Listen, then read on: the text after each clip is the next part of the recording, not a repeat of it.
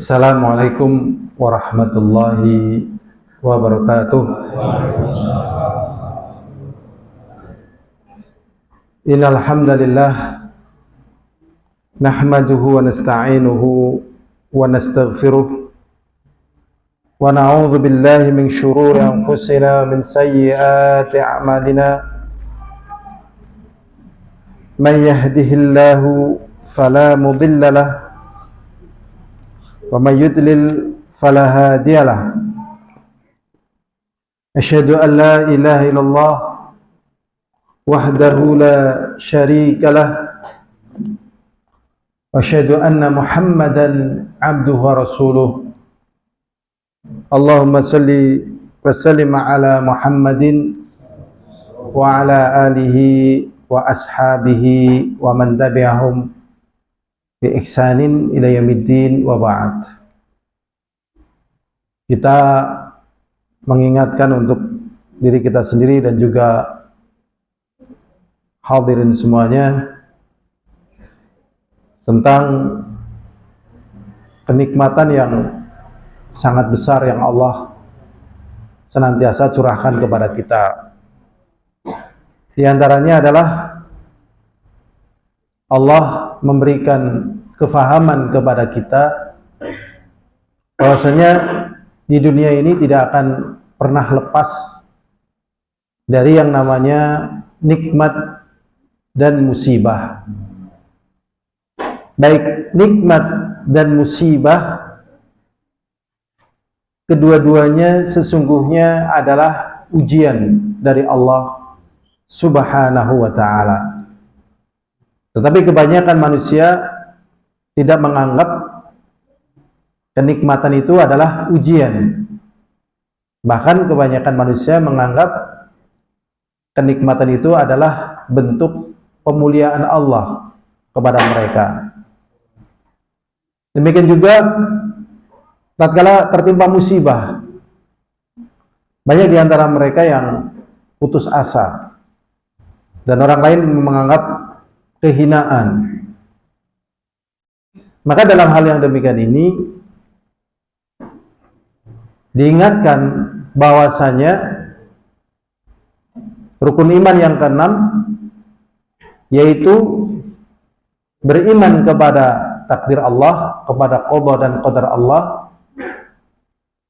meliputi sabar di dalam menghadapi dua perkara tersebut. Tatkala mendapatkan nikmat, maka nikmat itu dikembalikan kepada Allah Subhanahu wa ta'ala, bukan dari usaha kita, bukan dari kepandaian kita. Demikian juga tatkala tertimpa musibah, maka kita harus beriman bahwasanya yang demikian itu semuanya dengan qada dan qadar Allah. Allah SWT mengatakan di dalam surat At-Taghabun ayat 11, ma asaba min musibatin illa biidznillah wa may yu'min billah yahdi qalbah wallahu bikulli syai'in alim. Apa saja yang menimpa dari musibah semuanya dengan izin dari Allah. Jadi Allah takdirkan itu terjadi, ya. Walaupun dengan sebab. Kalau meninggal dunia misalnya tidak dianggap sebab, ya memang sebabnya sudah habis usianya, ya. Usianya sudah habis batas waktunya, kontraknya bukan kontrak, rezekinya tentang hidupnya sudah habis, karena kita tidak pernah menjalin kontrak sama Allah.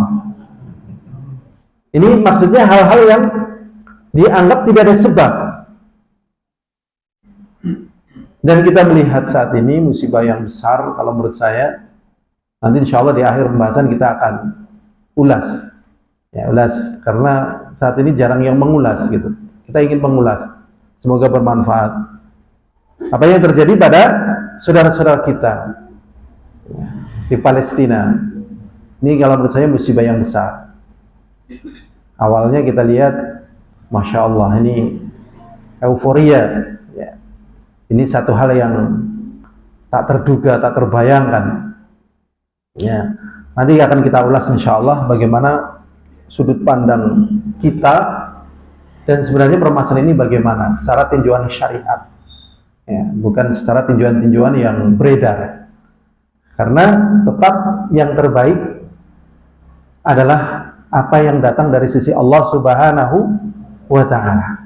Ya, karena tidak ada yang bisa lepas dari qada dan qadar Allah, sehingga tetap fokusnya kepada petunjuk Allah. Karena nanti kalau kita terlalu banyak mendengarkan misalnya komentar dari pengamat militer Timur Tengah, misalnya pengamat militer Indonesia dengan komentar begini dan begitu gitu ya. Pokoknya apa sebenarnya dalam masalah ini dan apa yang harus kita lakukan ya, dan seberapa besar perhatian kita terhadap perkara yang demikian ini. Nah, ini yang penting ya. Ini yang penting ya. Nah, sehingga agama ini betul-betul bisa menjadi rahmah bagi kita, bagi saudara-saudara kita yang lainnya ya. Dan yang umum adalah kita tetap merasakan ini sebagai musibah yang menyayat hati kita sebagai orang-orang yang beriman ya, mendengar saudara kita ya, mendengar saudara kita sebagaimana yang kita lihat ya, kasihan sekali ini pemandangan yang belum pernah kita lihat sebelumnya ya. Belum pernah kita lihat sebelumnya, kasihan, luar biasa ya. Walaupun mungkin hulu ledaknya nggak seperti Hiroshima dan Nagasaki, tetapi dalam masalah ini ada perbedaan-perbedaan tentang Hiroshima dan Nagasaki, dan ada perbedaan pula latar belakang munculnya. Tapi kalau dihitung dari jumlah korban, ya, yang hafal jumlah korban di Hiroshima berapa, di Nagasaki berapa, yang saat ini terjadi di saudara kita Palestina berapa, dan nilai saudara kita itu sangat besar. Ya, satu saudara kita itu nilainya sangat besar. Insya Allah nanti kita akan bahas ya terakhir ya. Jadi apa saja yang menimpa dari musibah itu dengan izin dari Allah. Dan barang siapa yang beriman kepada Allah, maksudnya semuanya dengan qada dan qadar Allah dan tidak akan meleset, maka hatinya terbimbing. Terbimbing ya jadi jenak, jadi tenang, jadi damai, orang bersula ya, orang gembor gitu kan ya. Karena orang-orang kafir itu ngajarin orang beriman kalau ngadepi musibah gembor itu, tidak gitu kan, sampai ke bawah-bawah ya kan. Kita pernah dengar orang bilang tidak gitu kan, harusnya hasbi Allah ya kan, tidak opo yang menung saya ya kan. Kalau sudah ditentukan oleh Allah nggak bisa ngelawan. Berikutnya Allah Subhanahu wa ta'ala juga berfirman ya, di dalam surat Al-Hadid ayat 22. Ma asaba min musibatin fil ardi wala fi anfusikum illa fi kitab. Ini sebenarnya kita masih bahas kitab tauhid ya. Cuman memang di buku yang kita fotokopi ayat-ayat ini nggak dicantumkan. Karena di fotokopi itu pokok-pokoknya aja. Allah SWT berfirman, apa saja yang menimpa dari musibah di muka bumi ini. Berarti yang di Palestina ini menyangkut apa yang terjadi di muka bumi ini. Sebenarnya bukannya di Palestina, cuman lagi fokusnya ke Palestina. Derita kaum muslimin yang ada di Rohingya, kaum muslimin yang di Uighur, atau kaum muslimin yang lain. Banyak, atau orang yang saat detik-detik ini kita bicara lagi meregang nyawa gitu kan. Ya, ada nggak kira-kira di dunia ini kaum muslimin yang lagi meregang nyawa? Ada. Cuman fokus kita nggak ke sana, ya kan? Ke Palestina menyedot. Ma asaba min musibatin fil ardi wala fi anfusikum, yang terjadi di muka bumi ini, wala fi anfusikum, apa yang terjadi pada diri kalian, illa fi kitab, semuanya sudah dicatat. Sudah dicatat. 50.000 tahun sebelum diciptakannya langit dan bumi. Jadi memang kita nggak butuh prediksi sebenarnya. Karena kita berjalan dengan sesuatu yang pasti. Kita berjalan dengan sesuatu yang pasti. Jadi nggak butuh prediksi sebenarnya. Jadi kemisterian yang menurut manusia misteri, sehingga manusia membutuhkan ini dan itu, sebenarnya nggak perlu.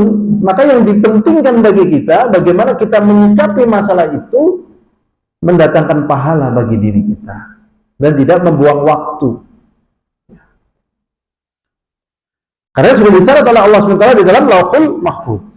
Min qabli an nabra'aha, sebelum kejadiannya. Inna dzalika 'ala Allah yasir, sesungguhnya yang demikian itu bagi Allah mudah. Bagi manusia tidak bakalan mampu. Makanya manusia ada namanya apa? Prediksi. Ya. Komentar pengamat, ya kan? Ya. Ini saat ini banyak komentar begini. Waduh, ternyata setelah kita kembalikan kepada syariat, ya nanti insya Allah kita akan sampaikan bagaimana sikap kita gitu. Ini dalam surat Al-Hadid ayat 22. Berikutnya hadirun azani wa azakumullah. Berikutnya ya. Kita lanjutkan kepada pembahasan ini dalam kitab tauhid. Di dalam Sahih Muslim dari sahabat Abu Hurairah radhiyallahu taala anhu, sesungguhnya Rasulullah sallallahu alaihi wasallam bersabda, "Ithnatani fin nasi huma bihim kufrun." Itu ada di buku antum. Rasulullah sallallahu alaihi wasallam mengatakan ada dua perangai terjadi pada manusia. Jadi ini ada di kalangan manusia. Padahal dua perangai ini adalah perbuatan kekufuran. Yang pertama, at-ta'nu fin nasab, mencela nasab. Nah, mencela nasab maknanya berarti tidak ridho terhadap takdir di antaranya. Bisa jadi kesombongan. Tidak boleh mencela nasab. Berikutnya, wa niyahah 'alal mayyit, dan meratapi mayit. Bagaimana dengan orang yang terjatuh pada dua perkara ini? Apakah dia menjadi kafir atau tidak? Karena terkadang orang juga mencela nasab. Makanya zaman dulu ini hati-hati sekali anak-anak kalau wadan-wadanan biasanya yang diwadah itu apa? Orang tuanya. Balying ya. Tapi zaman dulu nggak ada balying, nggak ada perundungan. Wadan-wadanan itu ramah nih ya. Dasar anaknya ketek ya. Kayak gitu zaman ini. Koek kan anak ketek ya. Dan sebagainya, atau memanggil nama orang tuanya sehingga wadan-wadanan ini berbahaya ini ya. Karena bisa jadi bentuk pengingkaran terhadap takdir dan pencelaan terhadap takdir, karena kita terlahir dengan apa yang telah Allah tentukan. Kita nggak pernah memilih bapak kita putih misalnya, atau bapak kita hitam misalnya, atau bapak kita dari Afrika misalnya, nggak pernah milih. Kita terlahir dan itu yang Allah beri. Kemudian niyahah. Jadi orang yang terjatuh pada perkara tersebut terjatuh pada perbuatan kekufuran. Kalau dia masih punya amalan-amalan Islam, maka ini masih menjadikan mereka dalam lingkaran keislaman. Sebagaimana misalnya orang mengerjakan sholat 5 waktu. Sholat 5 waktu ini amalan keimanan. Apakah tatkala orang mengerjakan sholat 5 waktu ini tiba-tiba menjadi imannya sempurna? Betul-betul orang yang memiliki keimanan yang mutlak? Tentunya tidak. Demikian juga orang yang terjatuh pada perbuatan misalnya niyahah atau mencela nasab, dia terjatuh pada perbuatan kufur, tapi tidak menjadikan dia menjadi seorang kafir yang mutlak, yang keluar dari Islam. Jadi memang memahami agama ini butuh bimbingan, kalau enggak repot ya. Nanti akan apa? Terjatuh pada takfiri. Jadi orang-orang takfiri ini di dalam memahami yang demikian ini keliru ya. Misalnya kayak gini, Rasulullah mengatakan man ghasyana laisa minna. Barang siapa yang nipu maka bukan termasuk daripada golongan kami. Lah, bagi orang yang tidak paham, tidak termasuk golongan Rasulullah, berarti kan maknanya apa? Kafir. Karena Rasulullah kan beriman, bukan termasuk golongan Rasulullah, berarti kan maknanya apa? Kafir, bukan golongan Rasulullah. Padahal maksudnya di sini tidak termasuk golongan Rasulullah pada perkara penipuan itu. Ya kan? Banyak sekali hal yang demikian itu. Kenapa, Pak? Nggih, pada perkara itu. La yu'minu ahadukum hatta akuna ahabba ilaikum dan seterusnya. Tidak beriman salah seorang di antara kalian sampai aku dijadikan oleh kalian lebih dicintai, begitu. Lah berarti kalau orang tidak mau mencintai Rasul lebih di atas dirinya, kafir. Kamu tahu nggak ini jihad? Tahu. Kamu berani jihad nggak? Enggak. Kamu tahu nggak perintah Rasulullah harus melebihkan daripada dirimu, keluarga dan semuanya? Tahu. Kenapa kamu nggak berani jihad?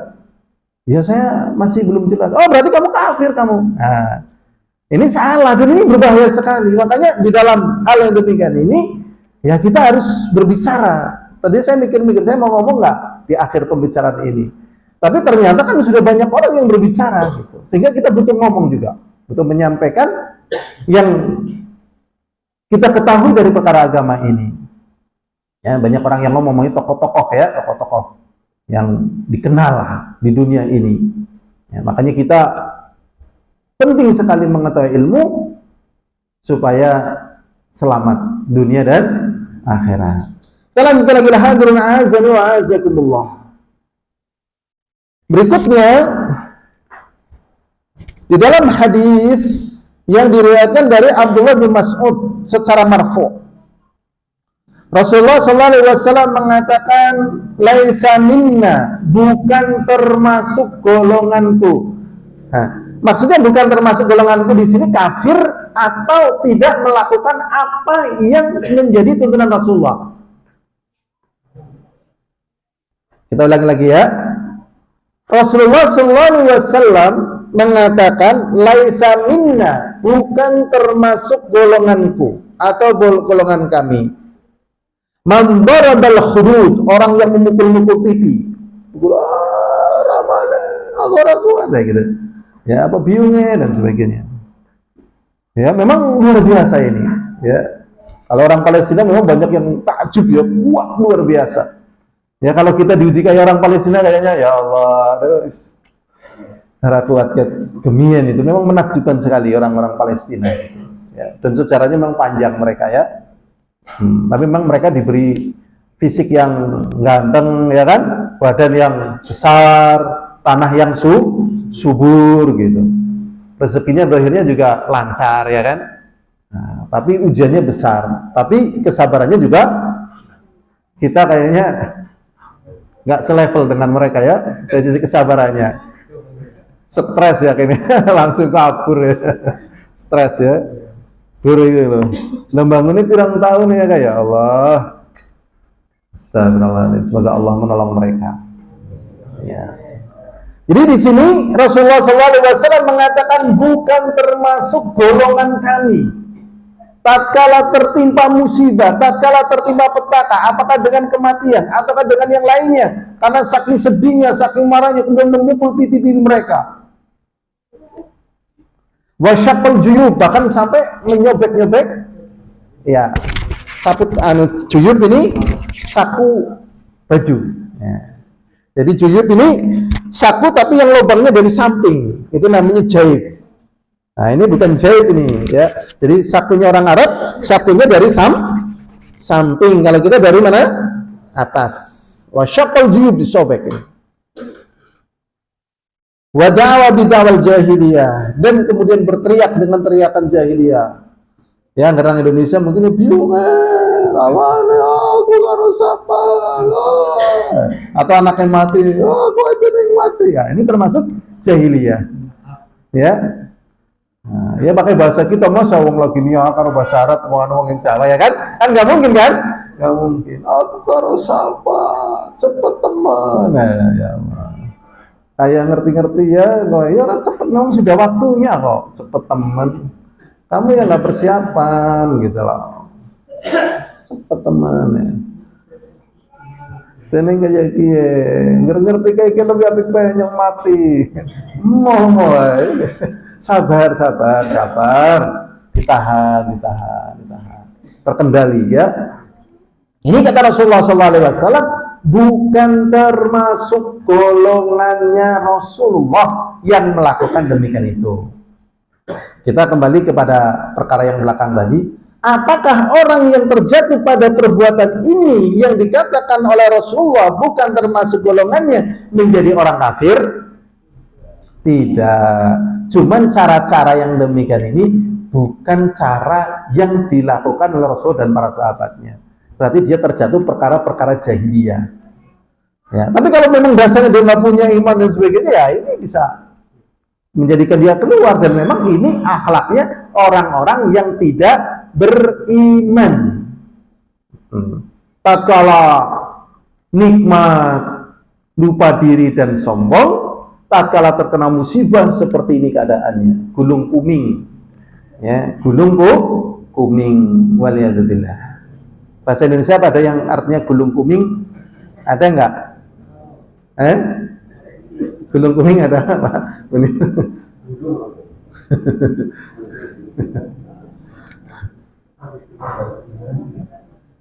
Al-hadirun azan wa azakumullah. Di sini ada perkara yang ditunjukkan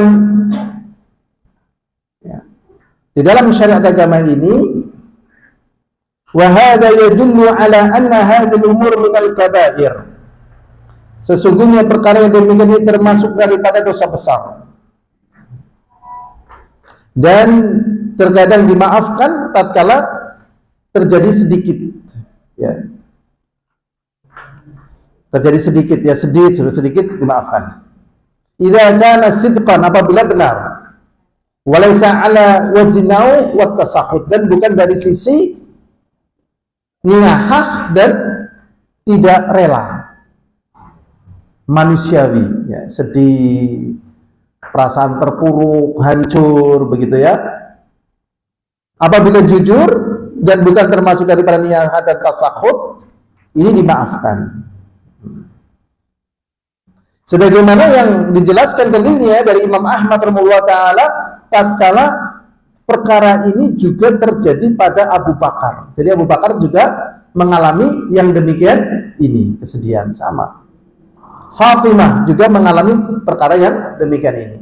Fatimah radhiyallahu taala anha, yang kita sebutkan ya ummatu Muhammadin, ya, ababat anfusukum an tahthu ala wajhi Rasulillah sallallahu alaihi wasallam at-turab. Hai umat Nabi Muhammad, kenapa kalian tega menaburkan di wajah Rasulullah dengan tanah? Jadi tatkala Rasulullah dikebumikan, Fatimah nggak terima gitu loh. Ya nggak terima. Padahal kan nggak mungkin, pasti harus dikebumikan, dikubur. Nah, tapi dimaafkan ini. Abu Bakar juga. Semoga Allah meridai keduanya. Demikian juga tatkala terjadi ya pada kematian Ibrahim alaihissalatu wassalam, Rasulullah juga nangis.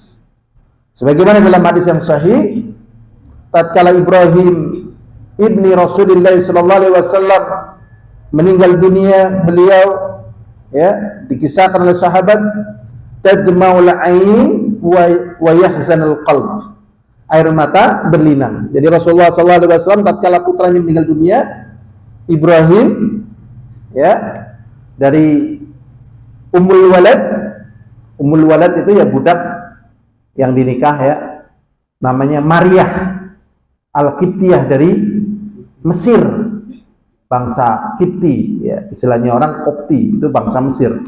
Itu melahirkan anak laki-laki namanya Ibrahim. Ini Rasulullah berlinang air mata dan hati sedih.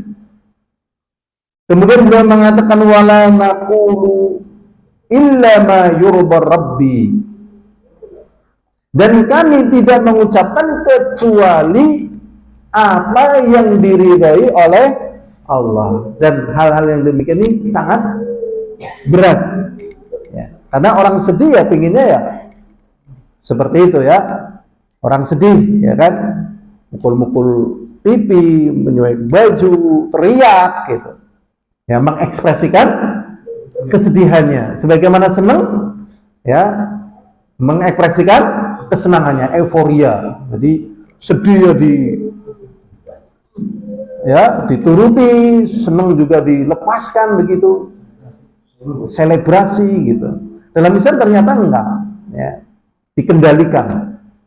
Baik sedih ataupun sukacita. Wa inna bika ya Ibrahim lamahzunun.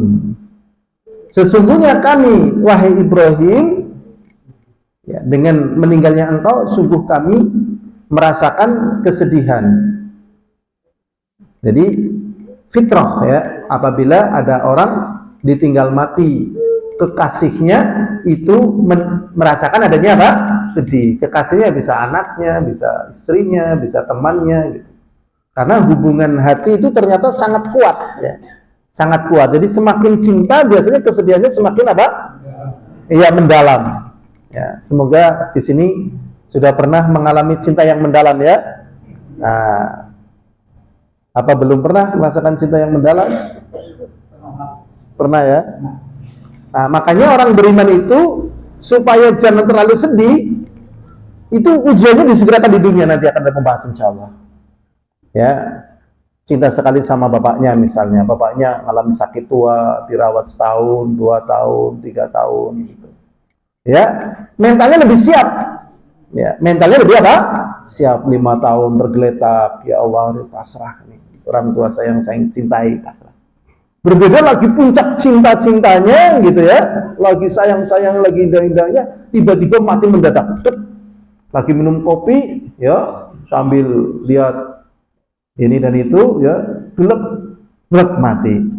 Wah, ini lebih menghantam perasaan. Ini biasanya orang kafir sama Allah SWT dijadikan seperti ini, biar kesedihannya lebih jarem, ya. Dan supaya nanti siksanya di neraka lebih jarem juga, ya. Jadi jangan terkait sama orang-orang beriman. Iya ya, wong kafir ora tau mriyang, anaknya sehat, dodole laris, ora tau bangkrut. Nah, kita dadi wong Islam jare sing haram be angel aja, mending sing halal. Mending dadi wong kafir bae. Wah, ini nggak paham, ya. Jadi memang dicicil di dunia ini, ya, supaya jangan terlalu ngeget ini.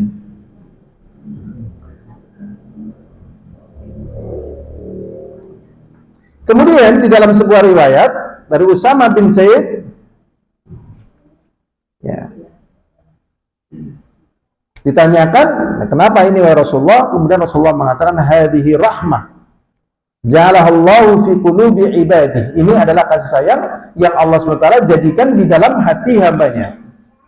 Wa innama yarhamullahu min ibadihi ar-ruhama. Sesungguhnya Allah menyayangi dari hamba-hambanya yang memiliki kasih sayang. Berarti orang yang merasakan sedih ini nikmat, bentuk kasih sayang dari Allah Subhanahu wa ta'ala. Makanya ada kisah nyata, ada seorang istri, suaminya meninggal, dia nggak sedih.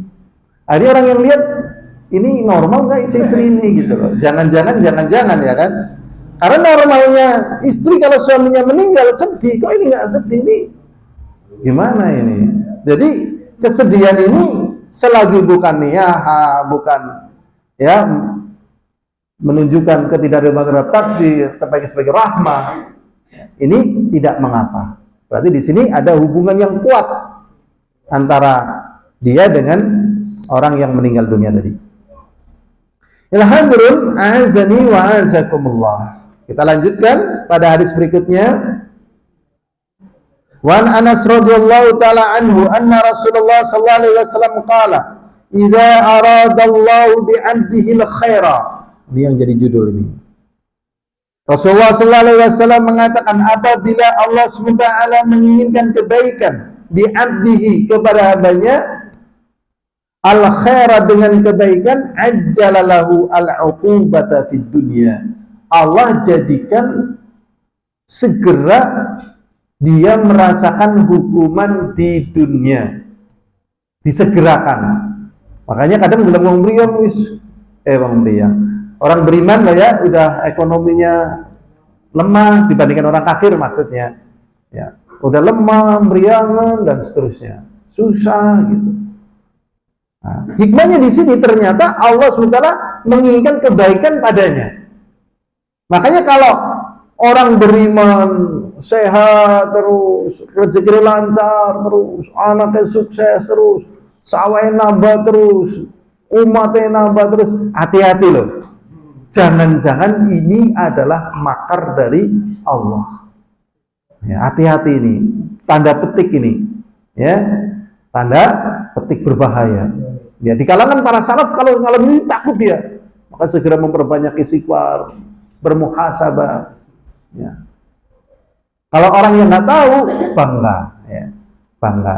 Nanti kan aku bingung ke itu akeh banget, ini ngapa ya? Jadi kiri, jadi kalau Islam mau makan baik lah daripada dibagi-bagi eman-eman, naik mau makan lah. Jadi alhamdulillah orang jadi ya duit orang kanggo daripada ngo tampilan baik. Masya Allah. Ternyata mengendalikan hati sulit loh ya, sulit. Padahal kita butuh persiapan untuk bekal pasca kematian kita. Ya Allah ya Rabbi. Jadi apabila Allah Subhanahu wa Ta'ala menginginkan kepada hambanya kebaikan, maka Allah segerakan dia mendapatkan hukuman di dunia. Wa idza arada bi 'abdihi syarra, dan apabila Allah berkehendak menimpakan kejelekan kepada hambanya, amsaka anhu bi dzambih, dia dibiarkan berbuat dosa dalam keadaan aman, dalam keadaan nyaman. Nyatanya aku tuku togel ya Pak, terus ya umat togel, ya Jawa togel.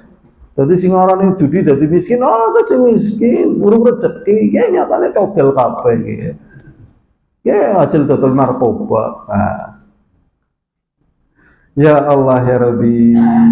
Ya, nyatanya nek ora riba ning ora suci, iki riba kabeh iki ya. Riba-riba barokah. Ini kan akhirnya nyeleneh ya kan? Nyeleneh. Zaman sekarang nggak riba, mau bangun pakai apa? Ini memang di dunia ini jebakan terus ya, jebakan ya, jebakan. Makanya jebakan ini ditelisik keberadaannya dengan petunjuk dari Rasulullah SAW. Jadi tatkala Allah mengendaki kejelekan pada seorang hamba, dia ditahan dari tertimpa musibah, dari tertimpa petaka. Tatkala dia melakukan dosa, melakukan zalim, akhirnya orang-orang Israel ini betul-betul istidraj ini. Ya udah di batas nalar manusia normal ya. Saya secara pribadi lihat gitu, ya Allah ini di luar batas manusia normal ini, ya kan? Ya Allah, hatinya di mana gitu kan? Astagfirullahaladzim, ora rikuh, ya zalim ora rikuh, berkepanjangan, ya berkelamaan ini. Astagfirullahaladzim, aja ngantekan dadi wong sing kaya gue, ya enggak? Ini kira-kira besok mereka itu akan dihisab nggak pada hari kiamat? Jelas ya, jelas ini. Mengurung tekan wektune lah. Ariel Sharon, nah, kemudian George Walker Bush, ya kan? Bahkan Mustafa Kemal Atatürk, ya kan? Bahkan semoga Allah ampuni pun mengalami Bapak Saddam Hussein gitu. Ya Allah, pokoknya orang zalim itu tinggal waktunya lah. Gitu. Dan di sini memang ada perbedaan sudut pandang. Sudut pandang dunia kan rata dengan tanah gitu ya. Kesedihan terpuruk bagi yang melihat. Tapi bagi yang mati ya sudah selesai. Kalau amalannya baik ya baik. Begitu. Bagi orang yang beriman kembalikan kepada takdirnya, nggak maning ya. Kayak gitu. Tapi bagi orang yang zalim itu nggak selesai urusan.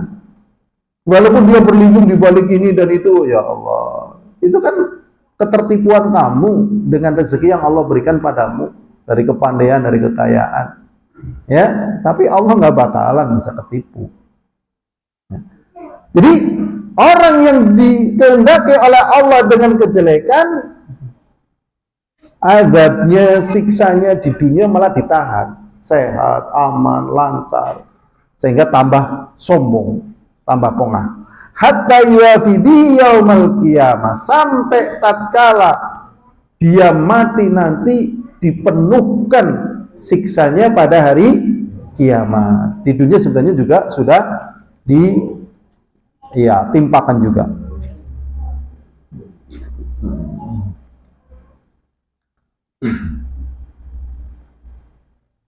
Al-hadrun azani wa azakumullah.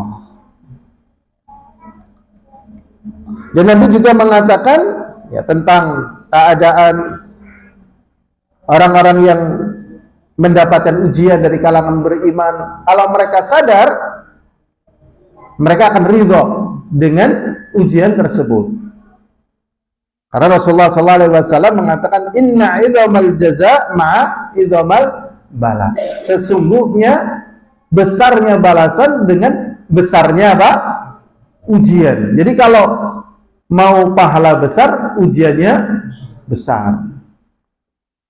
Makanya orang-orang yang beriman tatkala mendapatkan ujian yang besar, kemudian tahu perkara yang demikian ini, manusiawinya sedih, tapi kesedihannya ini terus bisa ya lepas dia dan dia kembali menikmati dari apa yang masih Allah berikan padanya.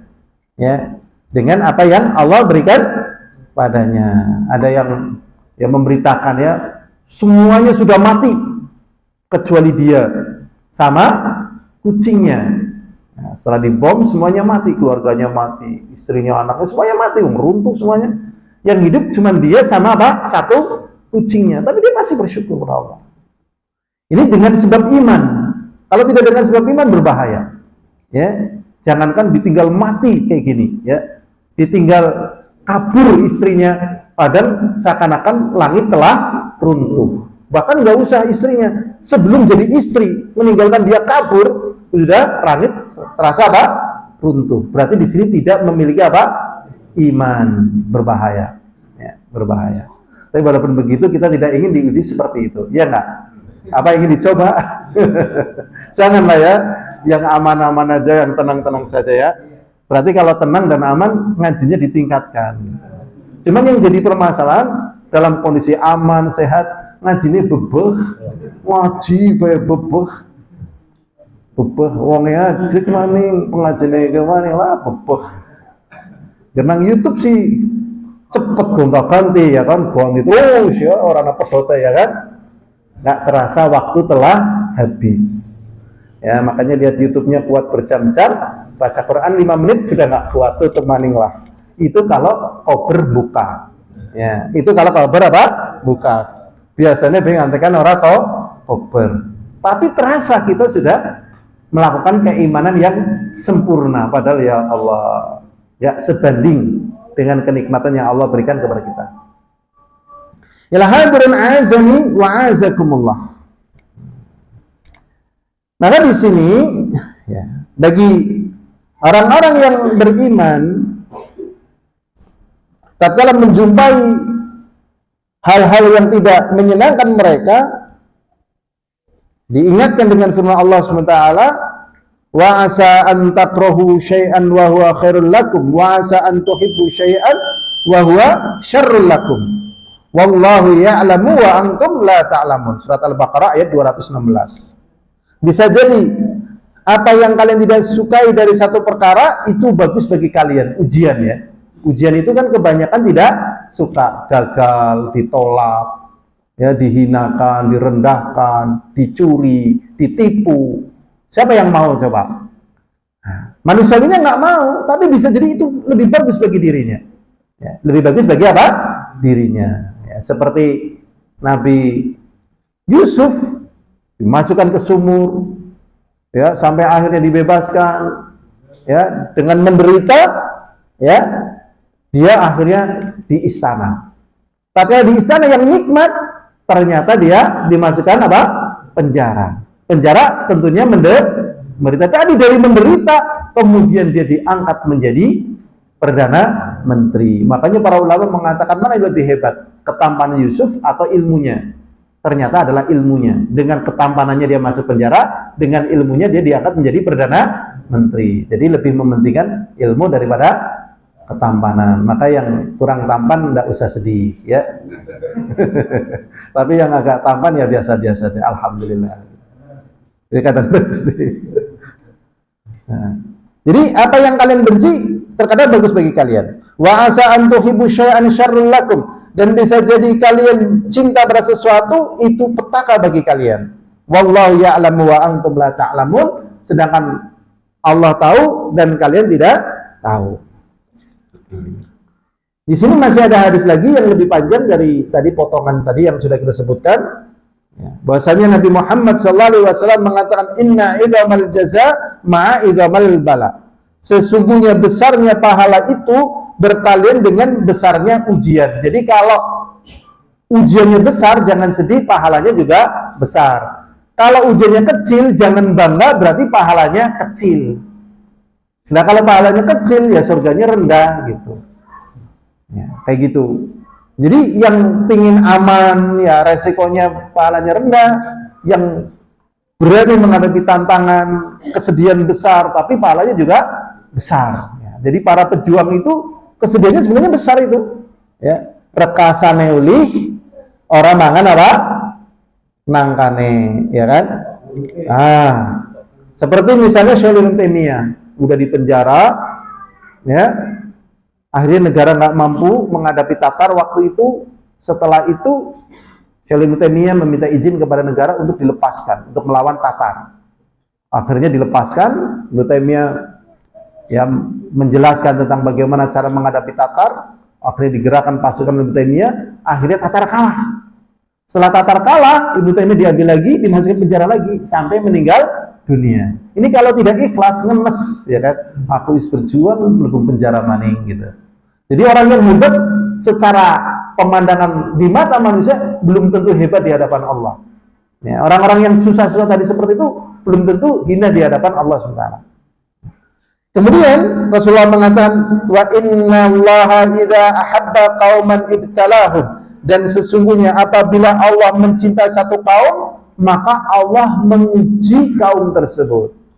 Ya, Palestina ini semoga mendapatkan bagian dari kecintaan Allah, masyarakatnya yang muslim, yang bertakwa, karena ujiannya nggak pernah berhenti. Sejak kita masih kecil kita sudah dengar mereka menderita, ya kan? Faman radiya falahu ridha, barang siapa yang ridha dengan ujian tersebut maka Allah ridha. Wa man sakhita falahu sukhtu, dan barang siapa yang tidak ridha maka Allah pun murka. Jadi tanda-tanda Allah ingin memberikan kebaikan kepada hambanya yaitu dengan menyegerakan ujian, menyegerakan cobaan, menyegerakan hukuman di dunia supaya mengurangi beban di akhirat. Ya. Adapun tanda-tanda Allah membenci atau ingin memberikan kejelekan, justru dia nyaman. Ya, nyaman walaupun berbuat zalim yang paling zalim sampai pada waktu yang Allah tentukan, kemudian diakhirkan waktunya ya sampai akhirnya meninggal dunia, dan kemudian ya dia akan mendapatkan siksa yang dilipat gandakan oleh Allah SWT. Alhamdulillah, azani wa azakumullah, tadi kita menyampaikan ingin mengulas ya tentang permasalahan yang terjadi.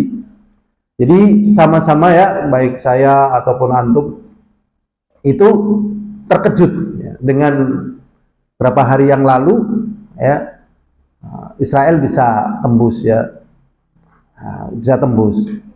Nah, kita nggak sebutkan namanya, yang penting kita apa yang kita butuhkan aja kita tembus.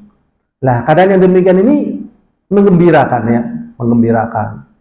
Dan ini mungkin sebab doa dari kaum muslimin. Ya, tapi setelah dalam perjalanannya belum sampai orang selesai memprediksi bagaimana akhir daripada perjalanan ini, kita sudah pada sampai kesimpulan. Dalam perkara ini ada hal yang terlewatkan atau terlalaikan. Ada hal yang terlewatkan atau terlalaikan. Jadi dalam kaidah usul fikih, ya, dalam kaidah usul fikih maksudnya kaidah-kaidah yang dibangun dari agama. Dalam agama kita itu ada kaidah darul mafasid muqaddamun ala jalbi masalih. Menolak bahaya lebih didahulukan daripada mengambil manfaat. Satu ya. Di sini bisa kita ambil pelajaran tatkala Rasulullah SAW kangen sekali ke Mekah. Karena beliau sudah 12 tahun atau 10 tahun nggak ke Mekah, ya nggak haji, nggak umroh gitu kan. Rasulullah ingin ke sana. Akhirnya terjadi perjanjian namanya Hudaybiyah. Pada perjanjian Hudaybiyah ini ada poin-poin yang ini merugikan Rasulullah dan kaum muslimin. Umar bin Khattab merasa mampu, ya, merasa mampu untuk menaklukkan Mekah, tetapi sama Rasul ditahan. Karena ini yang bilang Rasulullah, akhirnya Umar bin Khattab menerima. Jadi secara perhitungan waktu itu, kalau perang menang, tapi Rasul ternyata masih menangguhkan, nanti sekian lama baru nanti Futuh Mekah menang. Ya. Dari sisi ini bahwasanya dalam masalah perang kembali kepada ya prinsip agama kita, la yukallifullahu nafsan illa usaha. La yukallifullahu nafsan illa usaha. Kita tidak dibebani satu perkara kecuali yang mampu. Ya, kecuali perkara yang mampu. Ada hal yang penting bagi kita. Sebenarnya agama kita adalah agama yang menjadikan penghambaan kita kepada pencipta kita, pemberi rezeki kita, pemberi hidup kita dan mati kita, dan memberikan semuanya, itu menjadi hal yang pokok. Menjadi hal yang apa? Pokok. Dalilnya antum sudah paham, wa ma khalaqul jinna wal insa illa liya'budun. Adapun kedaulatan, sebagaimana negeri ini sudah diberi kedaulatan merdeka, ini kenikmatan tambahan. Kenikmatan apa?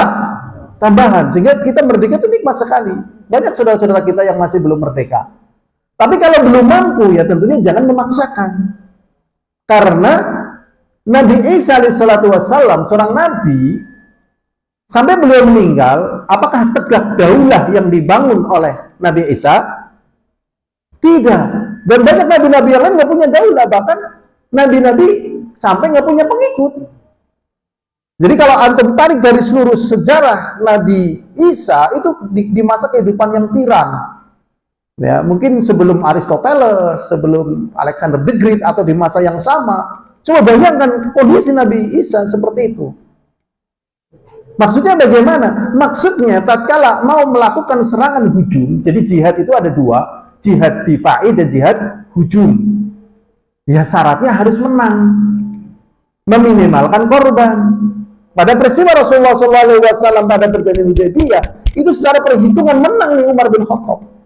Dan tatkala Rasulullah dari Mekah ke Madinah itu sudah berperang 12 kali di Madinah sama kaum Madinah. Jadi secara kekuatan sudah powerful. Kalau cuma ngadepin Quraisy menang, tapi Rasulullah masih menangguhkan, bayangkan. Sampai pada Futuh Mekah dan menang tanpa perlawanan, kemenangan mutlak. Sehingga Rasulullah berani mengatakan barang siapa yang masuk Mekah aman, barang siapa yang masuk rumah aman, gak dia apa-apain karena sudah menang pendadakan. Nah, dalam perjalanan pertempuran ini yang terjadi ini itu tetap nih kita nggak mau dibodohin ya. Timun musuh duren, antum bisa paham ya kan? Makanya komentar-komentar para pengamat ini dan itu ala nggak kanggo gitu. Kita fokus kepada syariat. Kalau posisi masih timun dan lawannya duren, secara hukum syariat nggak ditentukan. Nah nanti kan ada bantuan ini bantuan, alah bantuan kan belum bantu. Jenengan wong kadang mau proposan, ya kan? Misalnya bantu terus nggak sih ngerti deg-deg namanya siapa? Paling bantu cepat gelut gitu loh. Dan nanti kalau terjadi referendumnya tetap posisi Palestina seperti itu. Memang tidak ada kata lain bagi Palestina sebenarnya menang. Kalau menang kedaulatan diakui baru. Tapi ini belum sampai kemenangan, belum sampai ini dan itu. Posisinya nanti kalau diterusin ini, ya Allah musibah ini. Makanya tidak ada jalan begitu, berdoa. Kita mau bantu apa? Udah seperti ini keadaannya. Lah kok bisa komentarnya semacam itu? Iya. Karena kalau kita lihat, ya, sangat berharga nih nyawa seorang muslim. Sebenarnya masih berharga harta, tanah, wilayah, atau jiwa. Jiwa. Jadi pokoknya kita adalah menghambakan diri kepada Allah. Kemanapun kita pergi, masih buminya Allah. Bermisal dengan orang aman pindah tempat lain bisa sih buminya Allah. Karena pokoknya penghambaan. Gitu. Dan Rasulullah SAW di dalam haji wada mengatakan inna dima'akum wa amwalakum wa a'radakum haramun ka hurmati yaumikum hadza fi syahrikum hadza fi baladikum hadza. Rasulullah SAW di dalam haji wada mengatakan, ya, Rasulullah mengatakan inna dima'akum, sesungguhnya darah-darah kalian, wa amwalakum dan harta-harta kalian, wa a'radakum dan kehormatan kalian, haramun alaikum, haram atas kalian, ka hurmati yaumikum hadza, seperti haramnya hari pas itu bulan Dzulhijjah musim haji. Fi baladikum hadza di Mekah, fi syahrikum hadza, ya, yaitu pada bulan Dzulhijjah pada pas di Arafah itu. Ya, ini kan haram, berarti nyawa satu orang muslim ini mahal. Jadi kalau memang mau harus melakukan jihad wujud, bisa nggak 0% korban gitu. Sulit di masa kita ini dengan perubahan seperti itu. Lah kalau sulit ya sabar. Makanya para ulama Ahlussunnah wal Jamaah, jihad yang paling utama di masa kita itu mari ngaji, berdakwah. Memang tatkala mari ngaji, setan itu biasa kecing temen sih. Di buktinya perjuanganmu. Nah, misalnya ada mayat yang mati seperti itu, mampukah bertanggung jawab atas orang-orang yang terzalim seperti ini besok di akhirat? Ya, karena Rasulullah juga mengatakan wattaqul dzulma fa inna dzulma dzulumatun yaumal qiyamah. Dan hati-hati kalian dari kezaliman, karena kezaliman adalah kegelapan di hari kiamat. Jadi, Masya Allah, memang kita tidak ada jalan memperbanyak mendoakan mereka, semoga Allah menolong mereka, memenangkan mereka, memberikan hidayah mereka, memberikan taufik kepada mereka, dan korban segera tertahan, jangan bertambah, ya, karena satu nyawa kaum muslimin nilainya sangat mahal, seperti, ya, keharuman tanah haram, seperti keharuman bulan haram di hari haram itu. Jadi nilainya sangat mahal, ya. Jadi ini pelajaran sangat penting, sehingga sedang rame-ramenya pemberitaan semacam itu, dengan perjalanan banyaknya korban, akhirnya kita mencukupkan, ya, hal yang demikian ini. Ada hal yang, ya, keliru. Harusnya lebih banyak bersabar. Loh, kok belum merdeka? Ya memang belum dikasih rezeki kok. Belum dikasih rezeki merdeka. Toh secara umum mereka sebenarnya masih bisa beribadah. Ya, masih bisa beribadah di kampung-kampung mereka. Memang ini ujian sangat berat sekali bagi mereka dan juga bagi kaum muslimin. Ya, semoga ini bisa bermanfaat apa yang kita sampaikan. Ini yang kita lihat dari perkara yang terjadi di Palestina, ya, di Palestina. Dan memang hal-hal yang seperti ini sering menimbulkan fitnah, ya, menimbulkan fitnah. Tapi kita tidak bahas detailnya, ya, karena ini menyangkut perkara yang dalam. Cuman perkara yang tepat, ya, adalah dengan mendoakan, ya. Mendoakan ini saja, ya. Simpulan ini juga saya mengambilnya sebenarnya lama, yaitu dulu kita tahu yang namanya Syekh Ahmad Yasin. Nah, ternyata beliau mengalami nasib seperti itu, kemudian kita ceritakan kepada teman yang asli Palestina, ya, kemudian ternyata tanggapannya berbeda, jadi kita mulai memperbaiki sikap, ya, sampai pada kejadian ini. Itu yang kita yakini, sikap kita adalah mendoakan, ya, mendoakan. Nah, karena ada sebagian orang yang nggak mau mendoakan, bahkan menjelekan. Tapi walaupun begitu kita, ya, berharap ya, baik kita ataupun mereka tetap berjalan pada petunjuk Allah SWT, sehingga kemenangan dengan keridhaan Allah. Kemenangan dengan keridhaan Allah. Jadi kalau menang, betul-betul menang, Allah ridha. Kalau misalnya secara zahirnya kayak belum menang, Allah tetap ridha. Ini kemenangan dengan keridhaan Allah SWT. Wallahu a'lam bishawab. Walhamdulillahirabbil alamin. Assalamualaikum warahmatullahi wabarakatuh.